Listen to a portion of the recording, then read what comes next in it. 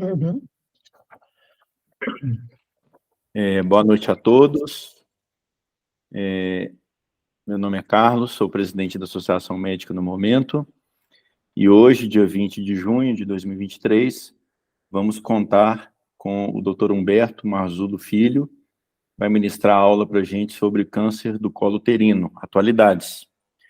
O Dr. Humberto é médico formado pela Universidade Federal de Juiz de Fora, em 97, ginecologista e obstetra, no Hospital Universitário da Universidade Federal de Juiz de Fora, especialista em patologia do trato genital inferior e colposcopia pelo Hospital das Clínicas da UFMG, pós-graduado em cirurgia minimamente invasiva, videolaparoscópica e uteroscópica, pelo Instituto Biocor, em Belo Horizonte, atua como professor de ginecologia obstetrícia da Faculdade Suprema, em Juiz de Fora, é chefe do Serviço de Ginecologia Obstetrícia e Ultrassonografia do Hospital e Maternidade Terezinha de Jesus, também em Juiz de Fora.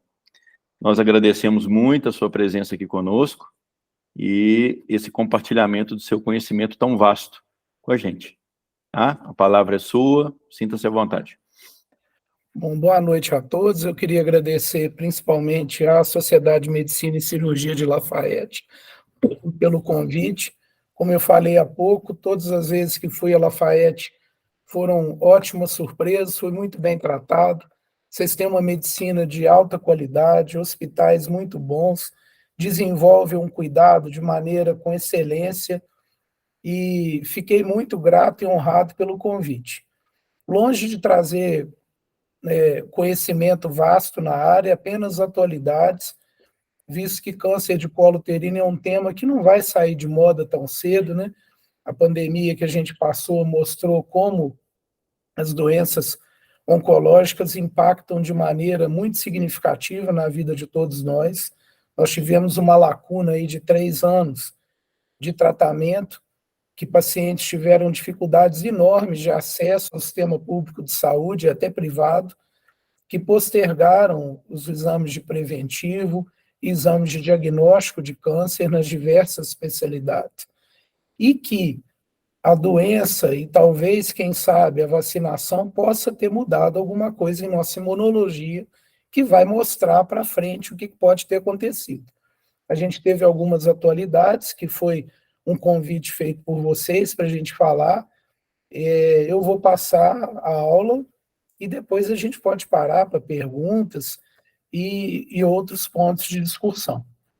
Bom, então, primeiro essa ilustração da Sari Lamas, né, que para quem não conhece, é uma artista que desenvolve várias imagens, é legal, eu acho, eu sigo no Instagram, minha esposa também, ela sempre me ajuda com algumas ilustrações que deixam o tema mais leve, né? Porque quando a gente fala em câncer, logo já vem uma palavra que assusta muito, tanto os nossos pacientes como a gente, porque todos nós estamos sujeitos a ter a doença que ainda não tem uma forma tão efetiva da gente evitar. O futuro diz que talvez com a vacinação a gente consiga evitar a grande maioria dos cânceres, né? O câncer de colo uterino é um problema de saúde pública. Então, em 2020, 604 mil mulheres foram diagnosticadas no mundo. É a terceira neoplasia mais comum, a quarta causa de morte mais comum dentre as neoplasias. 75% dos diagnósticos acontecem em países em desenvolvimento. Então, a fonte aqui do Ministério da Saúde, da Organização Mundial de Saúde, de 2021. Quais são as mulheres que têm um fator de risco? Quem tem fator de risco aumentado e o que leva a isso, na verdade? Então, é o HPV, né, gente? Então, as lesões pré-malignas, elas evoluem em 25% dos casos, né? Isso não é uma regra. Fatores imunológicos, o tabagismo, associado à precocidade do início da atividade sexual e históricos de DST, também estão envolvidos com os fatores de risco de você desenvolver o câncer do colo uterino. Como eu falei, a gente vai viver um novo mundo, a gente vai ter que ter um período de observação do nosso quadro, digamos assim, status imunológico, com essa doença que afetou, eu não sei de quem, assim, quase todo mundo teve Covid, né? Então, a gente não pode falar que 100% teve Covid, mas quase 80% da população, provavelmente, que a gente convive, teve, e muitos foram vacinados. O que isso vai mudar na nossa relação com as doenças oncológicas? O tabagismo, a gente observa um aumento do uso do fumo nos jovens, principalmente agora o cigarro eletrônico, que virou uma mania, né, uma moda, que a gente ainda não tem números definidos da Associação Mundial, da Organização Mundial de Saúde, de quantas pessoas têm o cigarro eletrônico como uma forma de uso contínuo e de uso regular, viciando milhares, milhões de jovens no mundo. A gente tem observado alguns estudos do aumento do risco do câncer de colo uterino em usuários de anticoncepcionais. Então, a gente tem 2 estudos aqui recentes e importantes que falam a respeito disso. Então, o principal motivo é porque a mulher que usa contraceptivo hormonal, ela não faz método de barreira, ela não usa preservativo, né? Está sendo desenvolvida uma pesquisa aqui no Terezinha de Jesus, junto da prefeitura, avaliando em médicos residentes do hospital e médicos assistentes no hospital, a partir de quantas relações sexuais com o seu parceiro você deixa de usar o preservativo. E a resposta ainda está em andamento, em média, são 2 vezes, né? Então, assim, isso impacta diretamente no contato com o vírus e no desenvolvimento. Esse risco vai diminuindo após 5 anos de parada do contraceptivo oral, né? Que a gente nota que é o fixar daquele parceiro e a conscientização de que esse contágio pela prática sexual não protegida é um fator importante de risco para o desenvolvimento do câncer de colo uterino. Dentro desses fatores de risco, não está dando para ver legal, mas é só para a gente ilustrar, mostrando nas usuárias de contraceptivo oral riscos como câncer de fígado, câncer de mama, câncer de colo uterino, câncer de ovário, que não aumentam esse risco relativo. O risco aumenta, sim, quando a gente fala do câncer de colo uterino.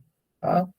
Então, o contraceptivo foi muito tempo tido como uma forma de proteção do câncer, porque acreditava-se que a mulher que usava pílula ia mais ao ginecologista.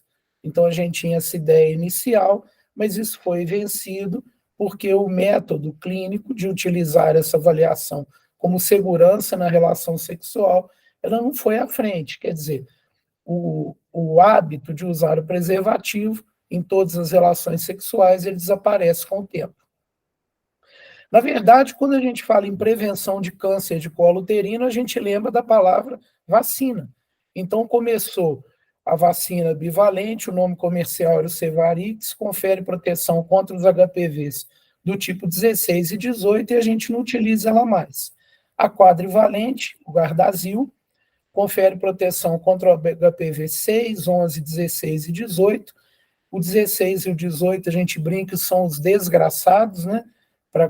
Para associação com câncer, e recentemente aprovada pela Anvisa no Brasil, agora em dezembro de 2017, o Gardasil 9, que protege contra vários tipos de HPV, o 31, o 32, o 45, o 52, o 16, o 18, o 6, o 11, e que ela está disponível no mercado, na verdade, no sistema de saúde privado, de 9 aos 45 anos, são 3 doses, e o valor hoje da norma valente, é importante a gente citar aqui, um pacote eu levantei para a gente ver no Hermes Pardini, em torno de R$ 1.645, as 3 doses, o pacote completo.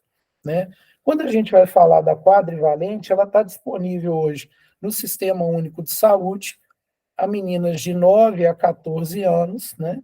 São 2 doses que ela toma, 0 e 6 meses. Acima de 15 anos, ela usa 3 doses, e aí ela não está disponível no Sistema Público de Saúde. E o valor dela, se a gente for comprar, também pesquisei no Hermes Pardini, em torno de 1.728, 3 doses. Ela é mais cara, quadrivalente, do que a nona valente, se a gente for ver até. Bom, o Ministério da Saúde iniciou o sistema só um minutinho? de saúde. Oi? Tem uma barra aqui no meio da apresentação. Se o senhor clicar aqui em ocultar... Ah, tá, pronto. Ah, ótimo, deu certo. Obrigado. Então, o Ministério da Saúde iniciou no Sistema Único de Saúde a implementação da vacinação gratuita contra o HPV em 2014. Como eu falei, ela é recomendada para meninas e meninos de 9 a 14 anos de idade, né?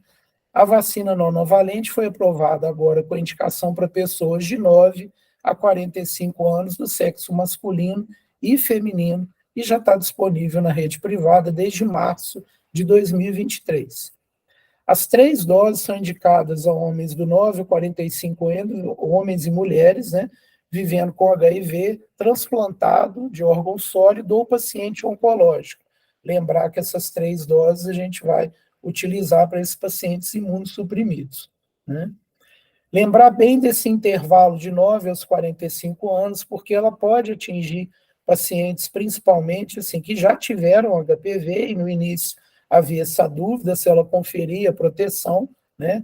Ela confere uma proteção de maior eficácia em meninos e meninas que não iniciaram a vida sexual, mas a gente recomenda que mesmo que tiveram início de atividade sexual e mesmo que tiveram HPV, utilizem a vacina, porque ela vai conferir uma proteção não tão eficaz como nos que tiveram a vacinação iniciada ainda na infância e sem atividade sexual, mas esse estudo, principalmente aqui, mostra pacientes que tinham lesão de alto grau, que sofreram excisão cirúrgica do colo e que foram vacinados e que tiveram um aumento na proteção contra o câncer e a reincidência do câncer de colo, tá? O que mudou no rastreamento, né? Então, o que a gente viu agora no Congresso da SOGESP, que foi ano passado, que mostrou umas recomendações. Então, que a gente inicie esse rastreamento aos 25 anos, entre 25 e 29, preferível com citologia de 3 em 3 anos e aceitável com DNA HPV com tipagem dos HPVs 16 e 18 de 5 em 5 anos. Outra faixa de 30 aos 64 anos, preferível DNA HPV de 5 em 5 anos e aceitável o coteste, que é a combinação dos dois. É a citologia com HPV de 5 em 5 anos, né? Essa é uma proposta de que houve, assim, o que a gente propôs de mudar. O rastreamento como deveria ser. Então, lá em 2012, né, quando começou-se a utilizar mais o DNA HPV, a gente via que começava de 21 a 29 anos, somente com citologia de 3 em 3 anos, e que nesse outro grupo, de 30 a 64 anos, preferível o DNA HPV com a citologia de 5 em 5 anos, e aceitável uma citologia de 3 em 3 anos. Em 2020, a gente baixou a régua um pouco, colocou no 25 anos aos 65, que era preferível o teste de HPV de 5 em 5 anos, aceitável a citologia com o teste de HPV de 5 em 5, ou somente a citologia de 3 em 3 anos. Aqui uma recomendação da American Cancer Society. Bom, o rastreamento tem como estratégia global metas de até 2030, que a OMS divulgou em 2020, vacinar 90% das meninas elegíveis contra o HPV. Então, o que antes a gente tinha como rastreamento fazer exame de citologia, hoje a gente fala em vacinação, né? Olha só como é que mudou o pensamento, o modo de pensar a respeito de prevenção. Rastrear 70% das mulheres elegíveis pelo menos 2 vezes na vida. Tratar efetivamente mulheres com teste de triagem positivo ou lesão cervical. Esse 3, ele leva uma discussão que começou lá na década de 80, né, com o see and treat, ou quer dizer, eu vejo e trato, ou eu investigo mais. A OMS já coloca a recomendação de fazer citologia. Então, o que ela fala? Eu vou pesquisar, eu vou recomendar que se fale para uma grandes populações, que eu conviva, principalmente, que eu disponibilize o teste do DNA HPV em pacientes de 30 anos, com um intervalo entre 5 e 10 anos, né? Então, essa triagem, ela esquece até da recomendação, ela abandona a citologia. E essas pacientes que com HIV, a gente faria esse screening, essa testagem a partir dos 25 anos, com intervalo de 3 a 5 anos, que elas têm um status imunológico com um risco maior de desenvolver lesões de alto grau. Bom, na abordagem, naquele tema de rastrear e tratar, a decisão de tratar ela tem que ser baseada apenas em um teste de triagem primário positivo. Então, se eu tenho uma citologia falando em um NIC3, eu não preciso mais nada para tratar essa paciente. Na abordagem de rastrear, triar e tratar, a decisão de tratá-la não é baseada em somente um único teste. Ela é de triagem primário positivo, seguido por um novo teste positivo. Então, eu posso, eu fiquei na dúvida, eu fiz uma colposcopia e a lesão estava no canal, eu não vi direito. O que eu posso tentar? Ou eu posso fazer uma histologia em base líquida, ou eu posso fazer um DNA HPV, ou eu posso fazer uma biópsia, com ou sem diagnóstico confirmado histologicamente. Então, o que eu levo em consideração? Eu levo em consideração principalmente a citologia ou DNA HPV, tá? Porque antes eu falava, eu preciso da biópsia para iniciar o tratamento. Não. E a gente tem visto isso, os protocolos de mola, principalmente, de câncer de colo, que mudaram essa para começar o tratamento mais precoce, né? O rastreamento baseado na citologia, comparando com o teste DNA HPV, eu vejo que a citologia ainda é o método mais usado, né? Alguns utilizam a citologia em meio líquido, que tem um falso positivo menor, mas quando ela está comparado ao DNA HPV, eu vejo que ele tem uma sensibilidade muito maior. A baixa sensibilidade da citologia e no teste DNA HPV, eu identifico o HPV de alto risco antes da doença aparecer. Eu tenho muito mais falso positivo na citologia, em torno de 25% de falso negativo na citologia. E exames insatisfatórios, que depende da técnica de como ele é colhido. A maioria, eu não sei como está em Lafayette, mas nos grandes centros, a maioria das citologias são colhidas por enfermeiros, e não sem valorizar ou desvalorizar o enfermeiro, mas será que ele está sendo bem treinado para colher a citologia? Será que ele tem o material disponível na hora? Né? Então, isso tudo a gente tem que avaliar. É uma menor especificidade para diagnóstico de lesão epitelial no teste do HPV.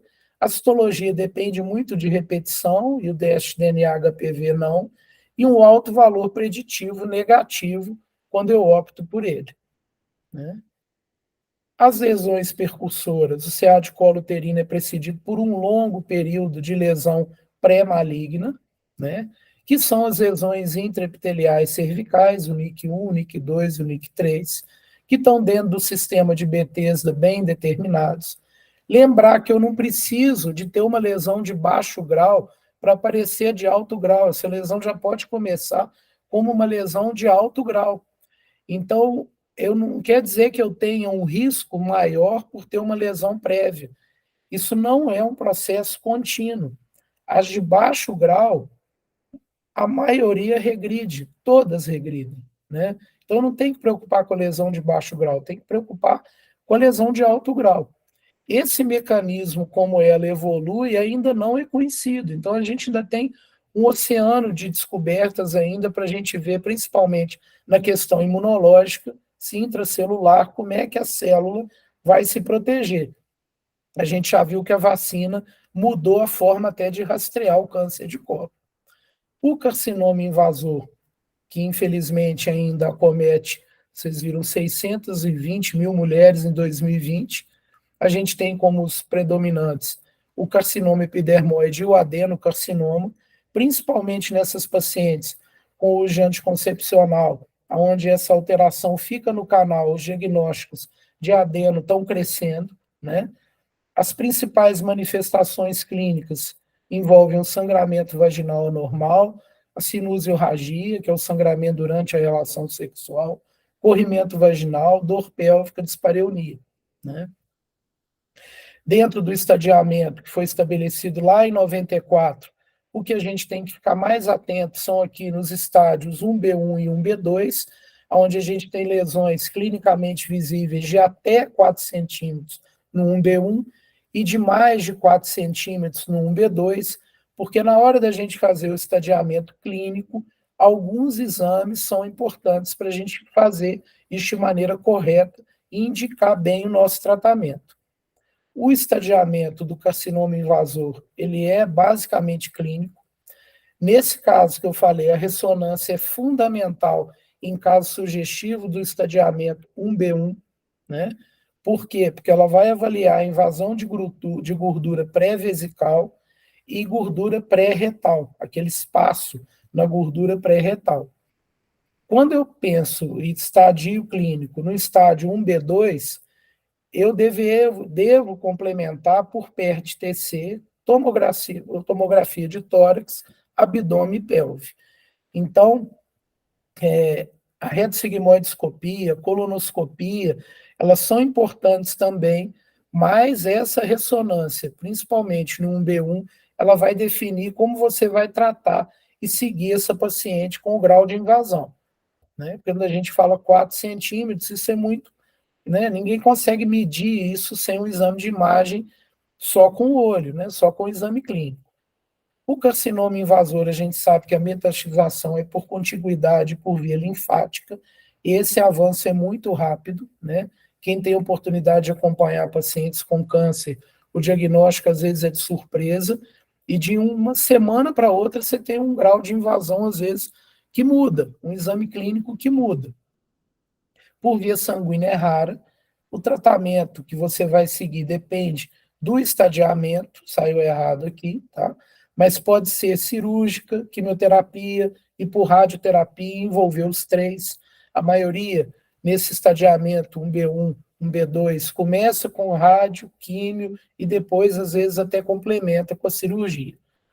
Bom, tratar das mulheres é envolver o tratamento dos nossos maiores amores, né? Aqui estão a minha esposa e a minha filha, graças a Deus, já protegidas com a vacina.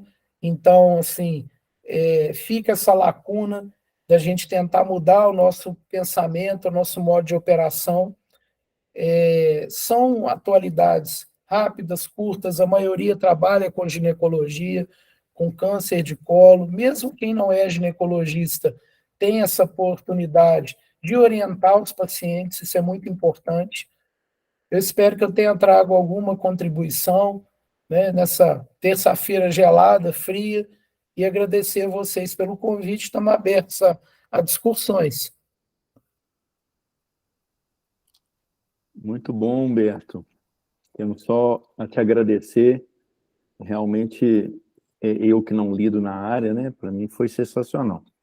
Eu vou abrir os microfones aqui. Só um minutinho, pessoal. Ok. Quem tiver alguma pergunta, temos vários ginecologistas na sala. Fiquem à vontade. Dr. Berimelo. Não sei se pronunciei corretamente o nome. O senhor conseguiu abrir o microfone? Abriu agora? Opa, beleza. Olá, boa noite a todos. Juntamente com o doutor Humberto, que já trabalhamos junto aqui em Paraíba do Sul, José Melo. O Deri é um apelido que carinhosamente eu tenho desde criança, aí ficou registrado. Desculpa aí que eu não consegui corrigi-lo, né? Maravilha. É uma questão, então cada vez mais nós vimos que as pacientes estão precocemente tendo atividades íntimas. Aí, segundo já vi, começa o rastreamento a partir de 25 anos de idade.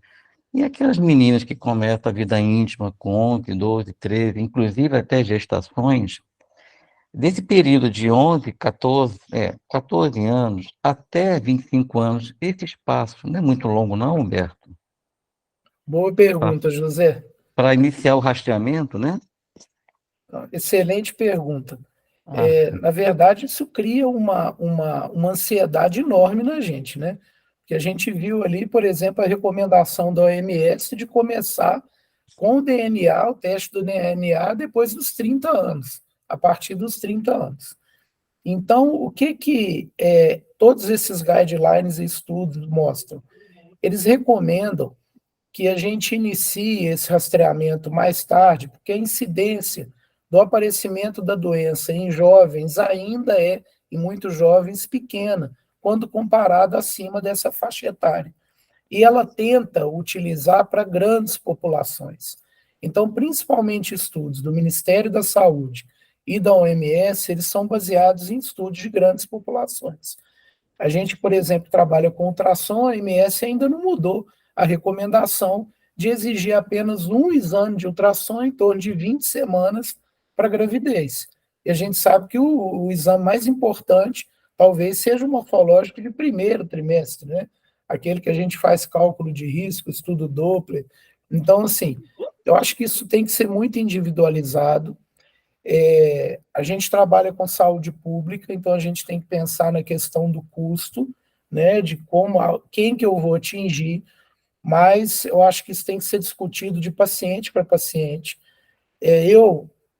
Pessoalmente, eu faço a citologia em base líquida nessas pacientes, e quando eu percebo, eu não utilizo mais citologia convencional, eu sempre utilizo a de meio líquido, e a maioria dos convênios cobrem, tá? Não precisa ficar, não tem nada de muito diferente nisso.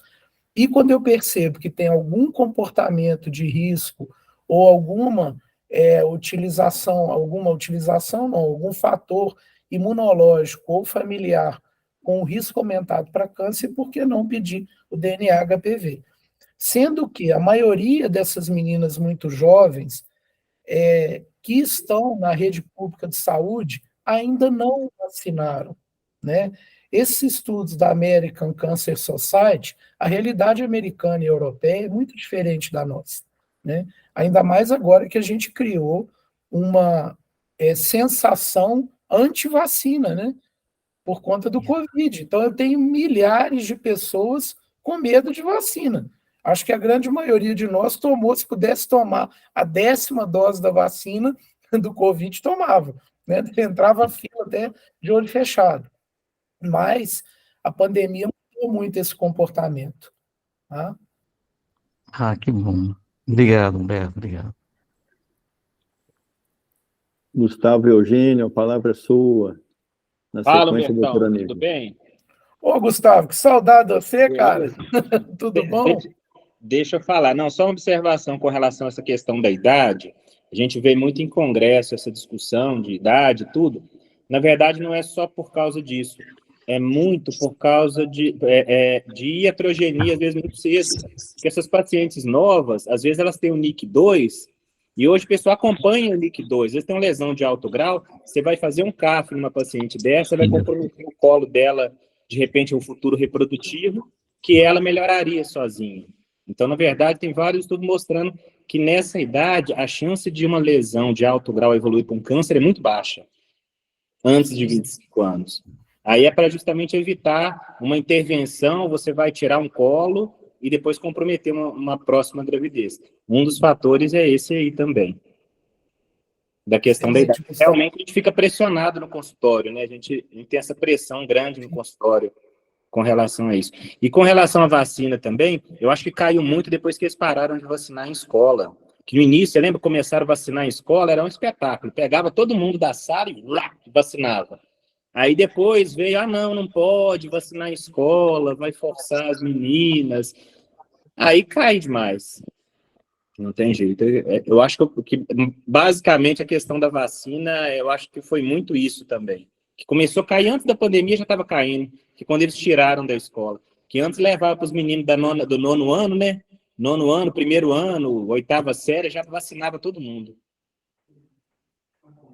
Obrigado, Gustavo, obrigado. A questão cultural é muito forte na gente, né? Então, às vezes, até assim, associava-se muito a vacinação do HPV nas adolescentes ao comportamento sexual delas. Sim. Isso afastava a menina e o menino, né? Que o menino também, gente, ficou muito oculto a vacinação do menino. né? A gente não faz peniscopia, a gente não valoriza a questão da lesão verrucosa peniana no menino, na maioria das vezes eles escondem, né? Então a gente tem que lembrar também, não só do câncer de colo uterino, mas o câncer genital masculino, né? Sim, com certeza. Doutor Humberto, queria te pedir uma gentileza, interromper o compartilhamento de tela. É só parar a apresentação aqui, e aí eu acho que a gente vai conseguir enxergar as pessoas.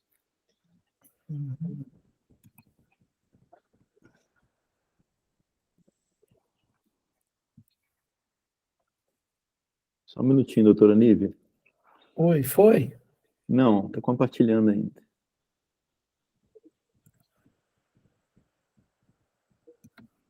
Pronto. Agora foi, né? Não, continua compartilhando. Agora foi. Beleza, maravilha. Joia. Desculpa, viu, te interromper. Doutora Não tem Nívia, a problema palavra é não. sua. Oi, Humberto. Olá, Nívia. Tudo bem? Eu queria Tudo falar bom? agora ao contrário das velhinhas. Quando parar, né, de fazer o perdão. preventivo, porque chega as velhinhas bravas comigo no consultório que a ginecologista não quer mais fazer preventivo nelas e elas ficam bravas, quer fazer todo ano. Fala pra gente um pouquinho disso. Olá, Nívia, tudo bem? Joia.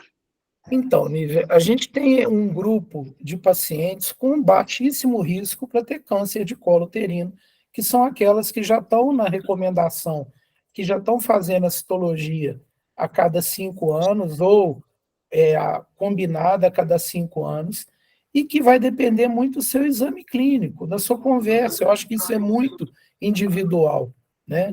É muito complicado. Olha só, eu tive um caso recente agora, de uma vovó que estava há muito tempo já nessa linha de fazer citologia já a cada trienal, e aí a gente passou, até fez um teste combinado nela, e depois da pandemia ela apareceu com uma lesão, um pólipo cervical, e aí eu resolvi investigar, não deu nada na citologia, mas eu fiz uma colposcopia e não gostei, e a péssima surpresa que teve era um adenocarcinoma. Então, assim, depende muito do fator emocional, imunológico, de relação médico-paciente, de ver se ela está segura de que ela pode, por exemplo, a partir dos 70 anos, dos 75 anos, não fazer mais citologia, né? Se ela já tem uma carga histórico ginecológico legal, mas a gente sabe que depois dos 70 anos, essa recomendação a cada 5 ou não colher mais a citologia, ela pode ser seguida com uma certa segurança, se a gente tem esse passado ginecológico dela, principalmente das citologias, e se ela conseguiu fazer alguma combinada com DNA HPV, importante. Eu acho que principalmente em algumas que não têm câncer, que não têm relação sexual, né? Que já estão há 30 anos sem parceiro. É muito individual. Eu acho que a gente, igual eu falei, Nívia, a gente tem um oceano de descobertas ainda que vão aparecer nos próximos anos. E essa interação do estado imunológico, vacinal, que agora essas moças vão envelhecer. A gente vai ter muito mais segurança para falar, não precisa fazer mais. Do outro lado, vem a OMS e joga aquela régua mais para cima. Você viu, com 30 anos? Então, eu vou ter ali uma janela de 30 anos de prevenção. Você concorda comigo? Se ela fez em 30 anos a prevenção a cada 5, então eu vou fazer 4, são quantas? 4 DNA HPV, né? Nesse período, 5 vezes 6, 30, 5, e depois eu não vou fazer mais, né? Eu acho que isso vai mudar para frente, em breve. A gente está conversando aqui, quantos anos de formado a gente já tem, né? 27, 25, 5, igual eu, assim, então a gente está formando rápido. Então, né, Olavo, isso vai mudar, isso mudou muito, né? Você vê que citologia a gente não vai usar mais. Obrigada, Humberto.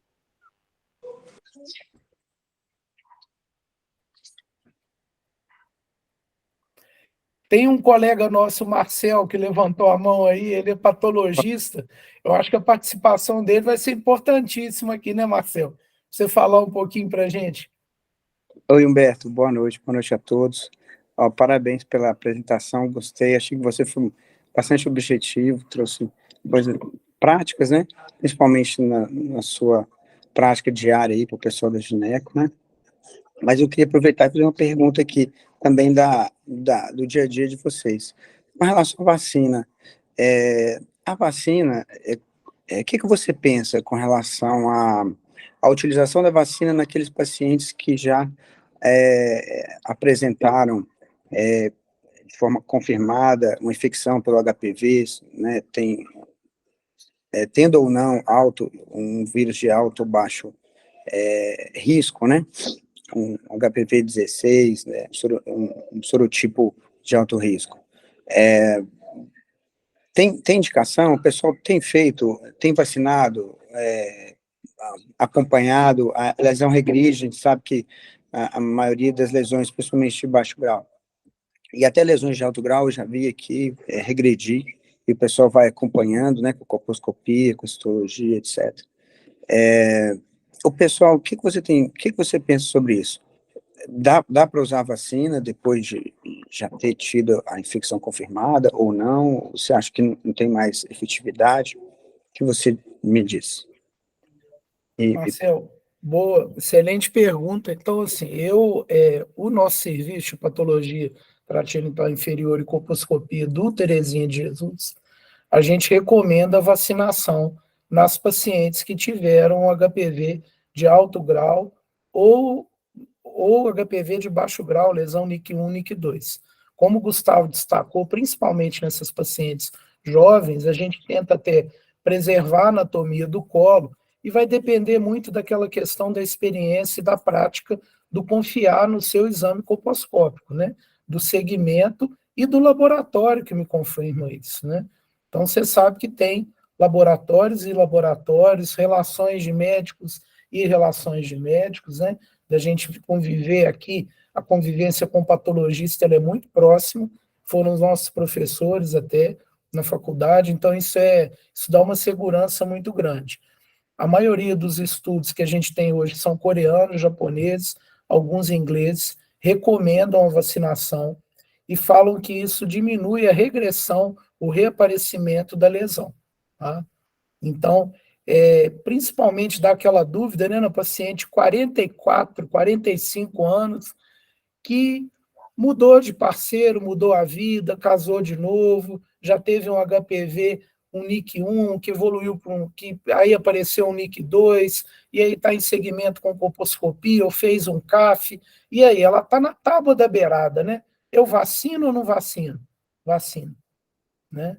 Você vê que o status da vacina para câncer de colo, ele mudou a forma de rastrear. Ótimo, obrigado, Beto.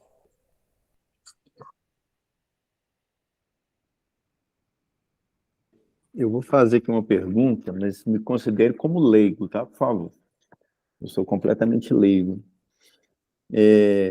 Recentemente tem se discutido o aumento de casos de câncer. A sua aula é câncer de colo, mas eu vou mencionar aqui o câncer de orofaringe. E aí me passou uma dúvida aqui. Essa vacinação, ela teria alguma utilidade? Se você já leu alguma coisa sobre isso, para o câncer relacionado ao HPV de outras áreas que não o colo do útero? É só uma curiosidade e pergunta de leigo, tá? Não, eu não vi nenhuma evidência que a vacinação possa proteger ou eficazmente outro tecido acometido pela lesão do HPV. Ela foi direcionada com pesquisas direcionadas para o colo uterino. A gente sabe também que o HPV ele não é a principal causa de câncer de orofaringe, de mucosa oral, de mucosa nasal, ele pode até estar envolvido na gênese, mas ele não é a principal causa, ainda é o cigarro, né, a bebida alcoólica, os pacientes, como eu falei no início, cigarro voltou com força total, não sei se vocês estão percebendo no dia a dia, no consultório de vocês, assim, quantos jovens utilizam cigarro E outro dia, conversando até com um colega, a gente está observando o aumento do cigarro normal de nicotina nos usuários eventuais ou sociais do cigarro eletrônico, né? Que é bem assim, essa associação voltou, a venda do cigarro comum voltou a crescer. E o eletrônico, entre os jovens, virou até uma vedete, uma moda, né? Sim. É preocupante. A gente tem uma colega aqui na sala que é pneumologista, a gente já discutiu bastante sobre essa questão, né? O quanto isso tem sido fomentado entre os jovens, né? Eu não me lembro de ter visto jovens com o cigarro comum, pelo menos na minha época de juventude, tanto quanto eu tenho visto agora com o cigarro eletrônico. Está bem intenso mesmo. Mas esse comentário meu foi porque eu li alguma coisa recentemente do aumento, né, de câncer em orofaringe relacionado ao HPV, relacionado à prática do sexo oral mesmo. Mas, sem dúvida, o câncer relacionado à orofaringe predomina o relacionado ao tabaco. Mas você nunca viu nada sobre esse assunto, não, né? Porque, às vezes, Não, a gente assim, descobre, né, muitas vezes na medicina, né, uma abordagem terapêutica ou preventiva é direcionada para alguma coisa, mas nos acompanhamentos acabam sendo observados outros efeitos benéficos ou deletérios que nem eram objeto de estudo, sabe? Eventualmente acontece. Com certeza devem ter estudos em andamento que podem até avaliar, mas eu ainda não posso falar que essa vacinação direcionada com esse objetivo visa a redução de câncer de orofaringe. Tá? A Larissa levantou a mão. Oi, Larissa. Tudo bem? Boa noite, doutor Humberto. Tudo bem? Boa noite, prazer. Igualmente. A minha pergunta é o seguinte: em bula, a vacina do HPV, né, ela tem uma idade definida, em torno de 45 anos. Hoje, né, se o senhor pega uma paciente que recentemente está iniciando um novo relacionamento e quer se vacinar, que proteção a gente tem de indicar essa vacina acima dos 45, sendo que em bula determina até essa idade? São aquelas situações que você tem vontade de perguntar a ela, mas por que você comemorou 47, né? Vamos voltar para trás, não sei o quê. Você esconde idade só para mim, que você não esconde a idade? Bom, isso é uma pergunta importante. Então, os nossos consultórios, eles estão povoados com esse tipo de indagação, né? Então, assim, por que eu não posso oferecer essa vacina para uma paciente com 2, 3 anos só? O que é 2, 3 anos da nossa vida? O que pode se fazer? Tem contraindicação ela utilizar a vacina? Não tem, uma contraindicação. Mas a eficácia e o que a gente coloca de basear nossa prática em estudo baseado em ciência científica, ele tem que ser associado à inteligência. Eu e o Gustavo, a gente está aqui junto, a gente teve o Gustavo foi meu colega lá em Belo Horizonte, na reprodução humana, e a gente tinha um professor, muitos foram alunos dele, o Lucas Viana Machado, que falava que ele tinha que estudar para fazer medicina baseada em evidência, mas basear a prática nele na medicina baseada em inteligência, né? Isso é muito importante. A gente tem que falar para essa paciente que ela não vai ter a mesma proteção, tá? Que uma paciente com 50, 60 anos não vai se beneficiar da vacina como a de 45 irá se beneficiar.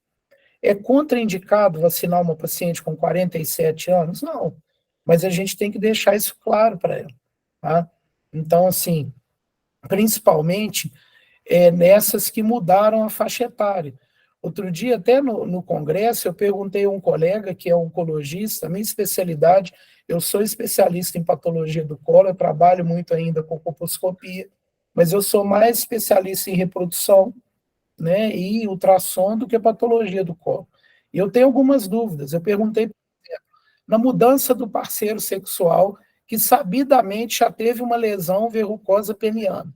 Eu repito a citologia, o DNA HPV, se ela já está naquele período, por exemplo, de 2 anos, e esse colega que é oncologista falou para mim categoricamente, não repete, porque isso não vai expor mais essa paciente a um risco cumulativo de desenvolver o câncer, né? Você vai acompanhá-la clinicamente e orientar a questão do uso do preservativo.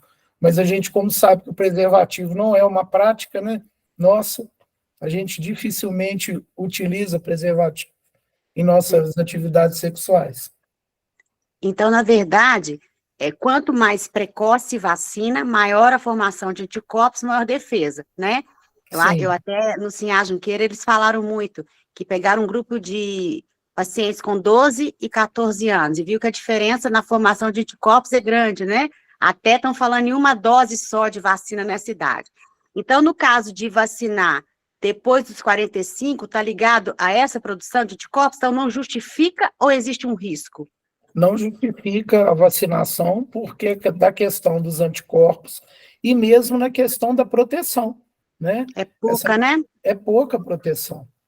Mas, assim, não tem um risco maior, mesmo a gente informando, a gente está protegido de dar, mesmo, a minha dúvida é essa, se a questão é só mesmo a proteção é mais baixa, ou se existe algum risco.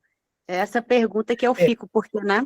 O risco da vacinação, até pela característica da vacina, né, ela de ser vírus atenuado, então ela não vai oferecer um risco de transmissão ou de reação vacinal importante, principalmente se é uma paciente que não tem contraindicação formal nenhuma, que quais são as contraindicações a um tipo de vacina desse?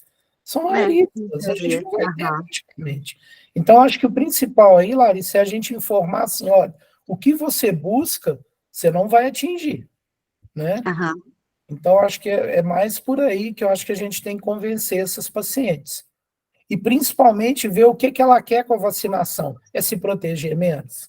É ter uma liberdade sexual maior baseada num fato de que ela tomou a vacina? Né? Não justifica. Pode ser isso. Ok, obrigada, viu? Boa noite. Só analisando, Humberto, eu gostei dessa discussão, e às vezes a pessoa vacinada, ela tem um falso senso de proteção, e às vezes vai vacilar em certos cuidados que poderiam ser importantes, né? Sim. A vacina não confere proteção 100%, né, gente? Então, isso também a gente tem que falar com essas pacientes, né? Então, eu vacinei e vou ter uma vida louca. Então, não é assim, não.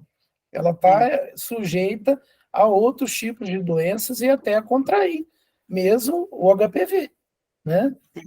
A questão é que a mídia coloca a vacina como a salvação. E aí, essas perguntas, né, elas sempre vêm para a gente. Devo vacinar, não devo, né? Então, assim, eu queria essa data mesmo, aí, limite, né? Mas eu entendi direitinho. Obrigada, viu? Nada. Doutora Luciana. Boa noite, doutor Humberto. Boa noite a todos. Boa noite. Eu gostaria de saber, nas pacientes já vacinadas com a bivalente ou quadrivalente, se a gente vai fazer agora a nonivalente. É uma pergunta interessante também. A bivalente, você vê que ela protege, ela nem é mais utilizada, né, Luciano? Então, assim, eu vi algumas mesas de discussões no Congresso falando sobre a indicação de vacinar com a nonavalente, né? Então, assim, com a quadrivalente eu não vi ninguém falar que indicaria a vacinação, não. Com a nonavalente, sim, mas é um produto muito novo, ela entrou no mercado agora, em março de 2023, eu acredito que vão sair mais estudos, tem pouco estudo ainda falando sobre a indicação de vacinação, mas eu acredito, por ela conferir principalmente o 32, né, o 11, que são sorotipos oncogênicos, eu acredito que vai se recomendar fortemente essa revacinação. Tá? Eu acredito que sim. Eu não sei se a gente vai conseguir levá-la para o sistema público de saúde, né, Luciana? Isso é uma luta que eu acho que a classe de ginecologia tem que bancar isso daí. Porque senão a gente vai ficar preso na citologia ainda, né? A gente não vai evoluir. Certo. Muito obrigada. Mais alguém? Vamos aproveitar o doutor, muito conhecimento, muita prática. Eu não fui muito rápido, não, gente. Não, foi Porque perfeito. normalmente, quando eu assisto aula que dura mais de 30 minutos, do 31 minutos para frente, eu não presto atenção em mais nada, tá? Então, Eu, como não sou da área, né, eu sou reumatologista, eu nem me apresentei direito para você, eu fiquei assim meio que admirado com algumas coisas. E uma delas que eu vi lá é o HPV-DNA, né, o DNA. Essa pesquisa é uma pesquisa realmente do DNA, do vírus, naquela amostra coletada no sim, exame dito preventivo. é a detecção do sorotipo, do tipo de vírus de DNA, porque de HPV. Porque a gente sabe que esses sorotipos, eles são mais ou menos oncogênicos, igual eu falei com você do 16 e o 18, que a gente brinca que são os desgraçados, né? Que tem alto risco de desenvolvimento do câncer. Então, se você tem um HPV 16, 18, igual naquela recomendação lá, o que eu faço, né? Eu já parto para o tratamento, eu peço um segundo exame confirmatório. Então, isso foi uma grande evolução, né, na questão da prevenção e no diagnóstico de lesões pré-malignas e que podem desenvolver. Normalmente, esse tipo de paciente que tem 16, 18, é aquela paciente jovem com 25 anos que nunca teve nada e que aparece com uma lesão, carcinoma invasor do colo uterino, né? E a tendência é que esse exame substitua o exame citológico. Com a vacinação aumentando, sim. Então, você vê que a American Cancer Society e até a OMS, ela já julgou a régua mais para cima da citologia, porque ela imagina que a vacinação vá ser efetiva no mundo inteiro. Então, aquelas estratégias de voltar com a vacina para dentro da escola, igual o Gustavo falou, de desmistificar a vacina, de falar que a vacinação, falar do lado bom e do lado também de limitação, que ela não é 100%, que ela não é feita só para menina, que ela não envolve, se você vacinar, uma mudança no comportamento sexual, de abandonar o sexo seguro com o uso do preservativo. Então, ela envolve, assim, são várias pontas que a gente pode atuar, né? A vacina aqui no Brasil está sendo utilizada em larga escala há aproximadamente uns 10 anos? Ela começou em 2012, se eu não me engano, a vacinação no Ministério da Saúde, com a bivalente, que hoje não é mais indicada, né? Hoje a gente tem a quadrivalente no sistema público de saúde, de que tem um limite, uma limitação que eu acho que deveria cair, que ela é utilizada até os 14 anos. Então, você imagina quantos meninos e meninas durante a pandemia, nessa janela dos 12, né, dos 11 aos 14, que não foram à unidade pública de saúde vacinar e que perderam a vacinação. O meu menino foi eu levei ele para vacinar aqui na Universidade Federal de Juiz de Fora, no posto de vacinação. Ele tinha 15 anos, foi 2021, né, naquele final, já 2022, no início de 2022, e aí ele não pôde vacinar. Ele tinha acabado de fazer 15 anos. Claro, eu complementei a vacinação na rede privada, mas deveriam se quebrar certas regras, né, de limite de idade, até porque a gente está com a vacinação, a questão da meta vacinal no Brasil, muito abaixo. Nenhum município está cumprindo meta de vacinação há algum tempo, né? É verdade. E na literatura, a vacina tem sido utilizada em certos países da Europa, dos Estados Unidos, há quanto tempo? Tem algum país com mais de 20 anos de uso? Mais de 20, eu não sei te responder, mas Estados Unidos, ele começou a vacinação bem mais cedo que a gente. Eu acredito que em 2007, 2008, eles começaram essa vacinação em larga escala, tá? Mas eu não sei te falar, precisar a época correta. Eu sei que mudou a forma como eles têm mais tempo. E muita vacinação de HPV, ele já tem uma segurança muito maior para a questão do segmento, de mudar a questão do rastreamento. E aí, nessa linha de raciocínio, né, que eu fui te fazendo as perguntas para chegar nesse ponto. Você conhece algum estudo de base populacional cujo endpoint primário tenha sido a redução efetiva do número de câncer de colo do útero, advindo da vacina? Sim. Olha, o grande estudo populacional que a gente tem é um estudo em inglês, que ele saiu, ele foi revisado agora em 2020, tá? Que ele está até na Human Reproduction, ele foi até, saiu na Human, tá, Gustavo?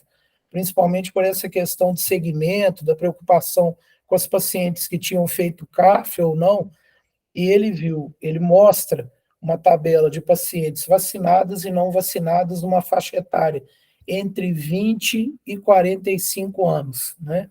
Que seriam aquelas meninas que vacinaram e as outras que pegaram uma dose da vacinação. E a redução é assustadora, chega em torno a reduzir assim mais de 60% no grupo da vacinada o diagnóstico de câncer. Isso é muito bom. Sensacional. Né? Então, assim, não vacinar contra câncer de colo é a gente fechar os olhos para a evolução da imunologia oncológica, né? E a gente não pode pensar assim.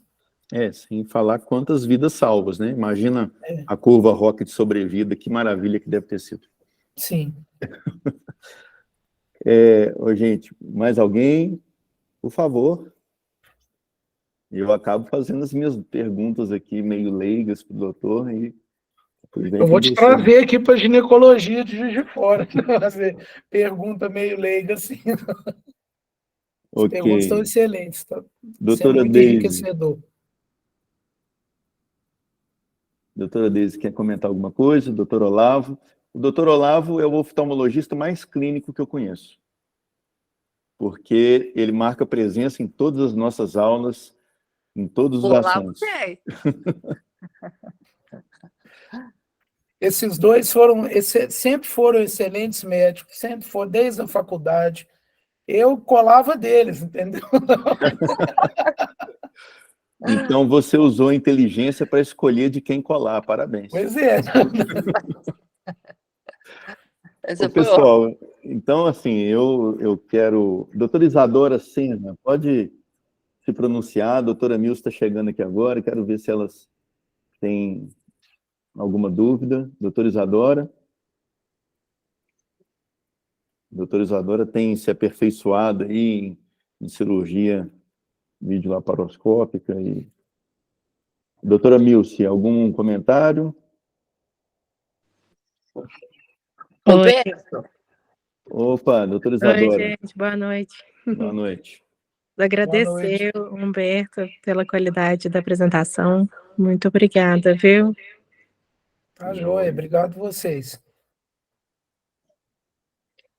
Humberto, eu tenho que te agradecer, né? Eu acho que, assim, foi muito elucidativo para mim, então, que sei superficialmente sobre o tema, né? Já sou formado há muito tempo, e aí algumas coisas vão se apagando da memória, né? Não deveria ser assim, mas é o que acontece, né? Infelizmente. Então, para mim foi muito enriquecedor, minha mente aqui fervilhou de dúvidas, enfim. Acredito que para outras pessoas também tenha sido dessa maneira. Espero contar com você em outras oportunidades, para que a gente possa se atualizar nesse assunto. E quero deixar a palavra final aí para você, por favor. Então, quando a Deise e o Olavo me convidaram, eu falei que é um tema muito legal de falar, né? Câncer de colo, o segundo câncer que mais mata no Brasil, infelizmente ainda, quantidade de milhares de mulheres que têm uma oportunidade de desenvolver ainda muita tecnologia. A gente, em 10 anos, pulou de uma vacina bivalente para uma vacina nonavalente, né? Então, pensa bem, quanto conhecimento que está ainda represado, que possa vir a melhorar a sobrevida das pacientes que, inclusive, já tiveram lesões malignas de câncer de colo uterino, que teriam, às vezes, sem a vacinação, uma recidiva, uma representação da doença. Então, assim, todos nós que somos apaixonados por medicina, a gente quer ver a medicina evoluir, quer ver o nosso paciente ter oportunidade de tratar, ver eu, então, que sou apaixonado pela saúde das mulheres, né, poder um dia pensar assim, olha, eu não vou ver mais câncer de colo uterino. A gente está formado há 26 anos e trabalho muito nessa área, o Marcel também, que está dentro de laboratório de patologia, eu acredito que eu vejo 50% dos cânceres de colo uterino que eu vi há 26 anos atrás. Então, se daqui a 20 anos eu ainda estiver atuando, com certeza eu vou ter, e eu ver menos 50%, eu vou poder falar que, quando eu formei, o câncer de colo uterino virou uma doença rara. Olha que coisa linda, né? Então, assim, isso é muito instigante, ela produz perguntas que a gente não vai saber responder todas. Então, assim, eu não sei responder tudo para os meus pacientes. A gente tem que estar sempre... E quando eu souber tudo, vai ter alguma coisa errada. Ou eu estou, igual um colega falou, eu estou no reino da picaretagem, ou eu não sei o que vai acontecer. Mas eu fiquei muito feliz com a oportunidade de aprender com vocês, tá? Foi leve, foi gostoso, foi legal para estudar numa terça-noite. Sempre que puder, se eu tiver alguma coisa para acrescentar, com certeza eu vou querer, sim. E eu tenho só a agradecer. Muito obrigado, então. Obrigada, Betão. Boa noite a todos. Boa noite. Muito obrigado. Agora vai pela vir presença. pessoalmente aqui, ó. Depois vai dar uma Meu amigão Marcel aí. Aqui, nós vamos ter a festa junina, tá? E aí você está convidado. Vai ser sábado agora. Oh, e que espero legal. que todos que estejam aqui na sala compareçam, por favor. A rigor, hein? A rigor. Eu quero ver um show do Elvis. Eu sei que tem um Elvis aí em Conselheiro Lafayette, viu? Eu quero ir nesse show. O Elvis, acho que dessa vez o Elvis morreu. Não, mas a gente faz ele ressuscitar, fica tranquilo. ó. Nada que uma cachaça boa não resolva. Esse é o antídoto. O elixir. Gente, muito obrigado. Boa noite a todos. Boa noite. Boa noite. Obrigado. Um abraço a todos. Obrigado, Humberto. Obrigado a todos. Muito obrigado.